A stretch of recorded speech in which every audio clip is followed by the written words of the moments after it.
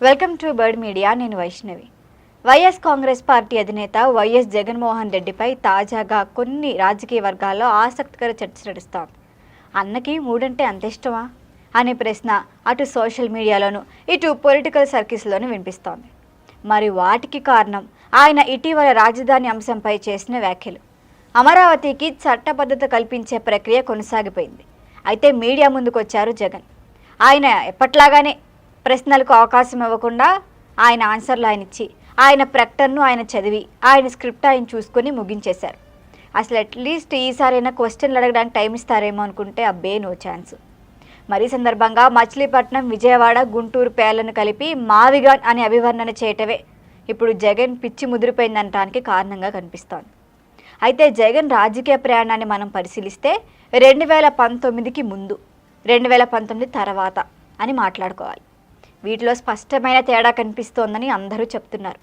అయితే ప్రతిపక్ష నాయకుడిగా ఉన్న సమయంలో ఆయన ప్రసంగాలు దూకుడుగా, స్పష్టంగా, పక్క వాళ్ళని ఇబ్బంది పెట్టేవిగా ఉండేవి.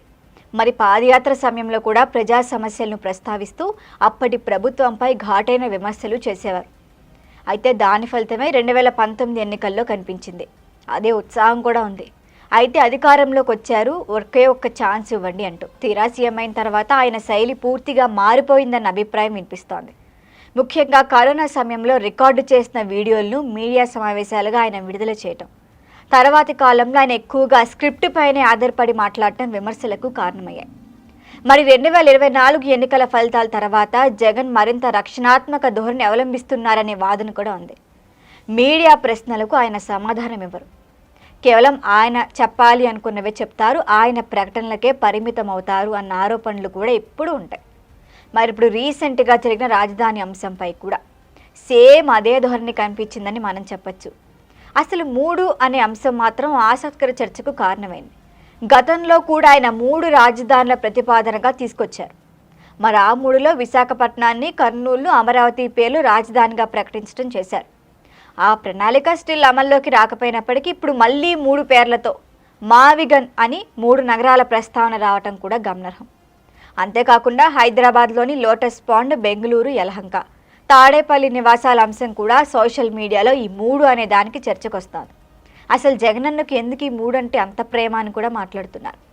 ఇక ఎన్నికల తర్వాత ఆయన తాడేపల్లి, యలహంక మధ్య ఆయన ప్రయాణాలపై కూడా ఈ వ్యాఖ్యలు వినిపిస్తున్నాయి. అయితే వైసీపీ వర్గాలు మాత్రం ఈ విమర్శలను కొట్టిపాడేస్తున్నాయి. 3 ప్రాంతాలు సమగ్రంగా అభివృద్ధి చెందాలనేదే ఈ ప్రతిపాదనలు వస్తున్నాయని కూడా వాళ్ళు అంటున్నారు. మరి రాజధాని అంశాన్ని కూడా రాజకీయంగా వక్రీకరిస్తున్నారని ఆరోపిస్తున్నారు. మరి ఇప్పుడు అమరావతి విషయంలో వైసీపీ చేసేది కూడా అదే కదా. ఏదేమైనప్పటికీ మొత్తానికి 3 అనే పదం చుట్టూ తిరుగుతున్నారు జగన్. మరి చర్చ రాజకీయ వేదికపై కొత్త వాదోపవాదాలకు దారితీస్తోంది. ఇది కేవలం ఆయన యాదృచ్ఛికంగా జరుగుతుందా, లేక ఆయన 3 అనే వ్యూహాత్మక ఆలోచనలో భాగమా అన్నది కాలమే తేల్చాల్సి ఉంటుంది. మరి దీనిపైన మీ అభిప్రాయాన్ని కామెంట్ చేయండి. చూస్తూనే ఉండండి బర్డ్ మీడియా.